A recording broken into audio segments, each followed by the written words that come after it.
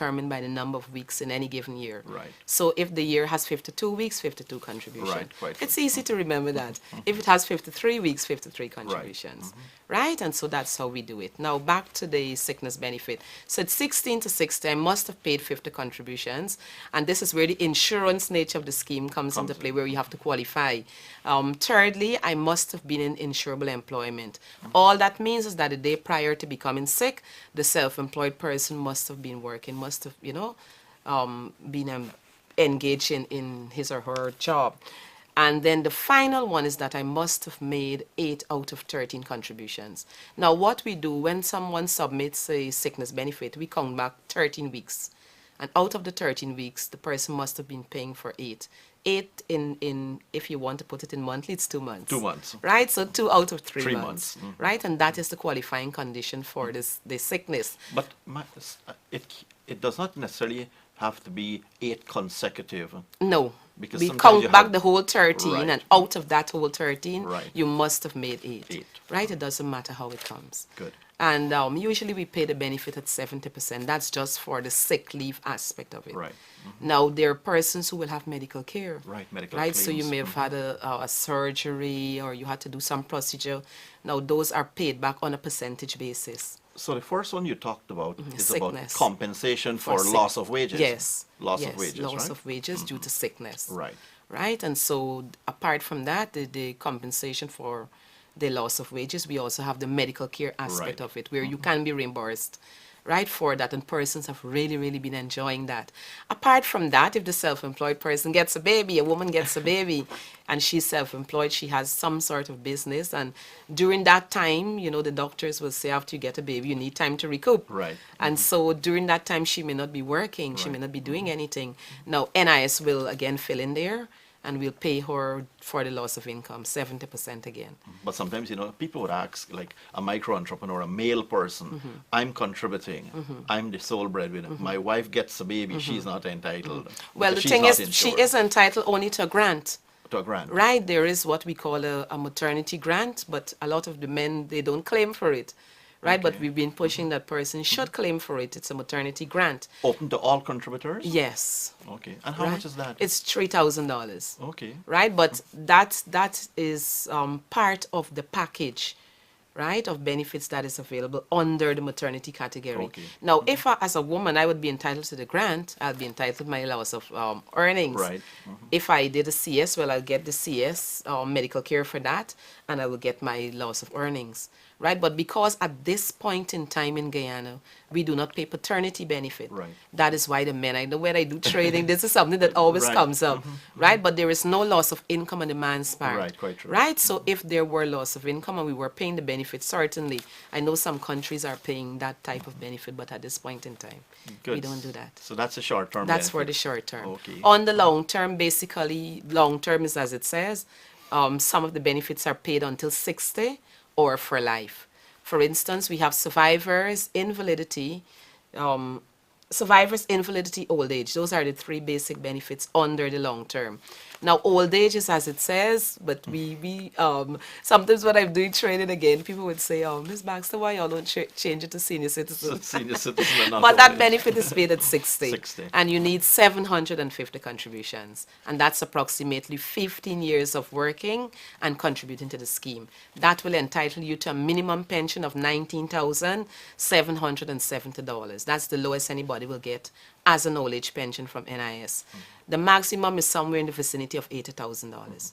That will be someone who would have made 1750 contributions and would have been entitled to a 60% pension. Okay. Now, what happens if I do not qualify for a pension, because the benefit has 2 parts, either a pension or a grant, so you're never left in the cold. Right. You either get this or that. Is whatever you pay, that's what you get back. So you said if I do not qualify For a pension.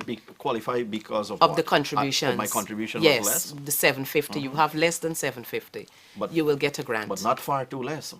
Even if it is 1 less. Let us- Unless you had credits. Okay. Now, what happens during the time that you receive benefits from the scheme? Let's say during your working life you were sick on different occasions. Right.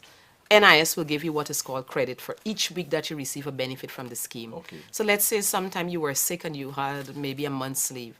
that will entitle you to 4 or 5 Credits. credits. Okay. Now, at the time of calculating your pension, you have only 746, for instance, You bring in the credit. contributions. We will use the credits and add it in there Make it the to make 750. it the 750. But if a person with the credit as well as the contributions that they actually paid, it falls less than the required amount, well, then that person will be entitled to a grant. Fine. A grant is one payment. Right, I've never heard of that. Yes, That's so yes, good. a grant So is if you do one. not qualify for old age pension, Yes. you get a grant. You get a grant. A one-off And- payment. Yes, a one-off, and that will also entitle you to things like spectacles. Even though you would have gotten the grant, Okay. you would be entitled to dental care. One-off or No, continuously? continuously. Okay. And of course, if you had medical care that you were claiming for prior to age 60, Right. you will continue to receive, To receive those. Yes. Now, the other benefit has to do is the invalidity benefit, and this basically is paid after 26 weeks of continuous sickness. So the person is sick, 26 weeks have elapsed. That person's condition is likely to be permanent. Person comes in, either the doctor visits the person if he or she cannot come in, or we ask the person to come into our medical section, and the person is assessed. Based on the assessment, that person can enjoy the invalidity benefit. Okay. Again, the benefit has two parts. It's either a pension or a grant. Okay. Pension, like I said before, in this instance, 250 contributions, Okay. and that's approximately 5 years. If anything less than that would be the grant. The grant. The grant. And this is usually paid until the person reaches age 60. Okay. After 60, we just transfer them to the old age pension. Okay. So that's the long-term benefit. The final Old age- one quickly, there's another one. survivors. Survivors, right. The survivors benefit basically is paid to the dependent relatives Right. of the deceased insured person. And there's an order of priority. We have the spouse, married or unmarried. Of course, if there is a married and an unmarried, the married will take precedence. Over. Right? So the spouse, children, other relatives. Now, in order to qualify, the deceased must have made 250 contributions. Again, that's about 5 years. 5 years. And the benefit is paid. Usually the wife will get a half of what he would have been entitled to as a pension. Okay. Or if he was a pensioner, half of what he was receiving. Okay.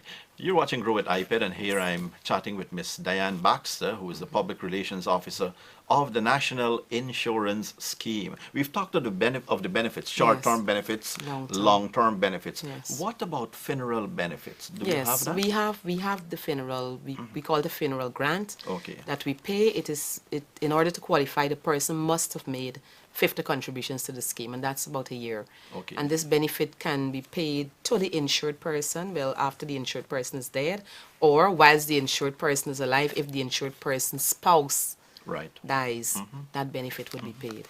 Right. So you entrepreneurs, micro, small, medium-sized entrepreneurs, you can get on board the NIS and look at what the benefits you will derive and benefit from. Tremendous benefits, you know. Many of the things we talked about, you know, I myself, you know, I was not aware of. Okay. Especially the one with the grants. Yes, and there is you know. more. And There's there is overseas more. treatment. Maybe I need to bring you back on the program another There's- time, because I only have about I 2 minutes I know, remaining. yes. But they can pick up. We have a booklet like this. Right. It's a manual for self-employed Self-employed persons. persons. And in this manual, it tells them how to be registered, Okay. what the benefits are, qualifying conditions, and little other tips. Maybe I'll that they have to can- get some at Yes, IPED yes, to we'll distribute send to some across right, for and you. to leave on my Yes, receptionist yes, desk so that yes. persons who are interested can pick Yes, it up. we'll send some across. Good. So you're watching Grow with IPED. So Miss Baxter, anything in closing? What can we say to persons Okay, out there, I just especially want to- self-employed? I just want to encourage them to come on board and to ensure that you are protected, that you're covered, and don't think that your business is too small for you to be registered, but you can be registered. It doesn't matter how small your business is. You can visit the nearest NIS office if you're not in Georgetown. However, if you're in Georgetown, you can visit the compliance section or the public relations unit, and we would be more than willing to guide you through the process. Right. And even if, let us say, if you don't want to go to the NIS office, We you can have even- our website. Right, your website, and you can even talk to Yes. any of IPED's officers, and we Yes. can advise you what to do as well to go into the nearest NIS office. Miss Baxter, it Yes. was a pleasure having you in the program. Thank you. And- Same here. And I can assure you that whatever you've said and the information you've shared would have indeed, you know, made an impact out there. And I do hope that persons out there will indeed, you know, get on board and take on the challenge of getting themselves registered to the National Insurance Scheme. Thank you very much. You're welcome. Thank you too. You're watching Grow with IPED, and it's about wrapping up time. But before I go, I just want to encourage all our clients out there, whether you're small, micro, or medium-sized entrepreneurs, how important it is to ensure that you continue to make those payments on time at the nearest Bill Express office, at any post office around the country, or you can drop by an NIS office, not NIS, an IPED office nearest to you, and you can make those payments. And remember, persons living on the west coast of Berbice, west bank of Berbice, I need to let you know that our branch there has moved from Lot 11, the Edward Village on the west bank of Berbice, and it is now located at Lot 55, that's Lot 55, Rosignol Village on the west coast of Berbice. And remember, those of you who are interested in registering for our classes at the Entrepreneurial Development Center, you can come in, you can speak to Diane. And those of you who are within the ages of 18 and 35, you too can come into the Guyana Youth Business Trust and find out how you too can get on board and benefit from the services of the Guyana Youth Business Trust. It was a pleasure having you in the program. I want to thank the NCN operators for yet again doing an excellent job, and I want to wish you all the best out there. Entrepreneurs, do hope that you'll plan well, you'll organize yourselves well, and you will do all that you can do for the betterment of your individual businesses. It's on that note I want to leave you with: get going, keep growing with IPED.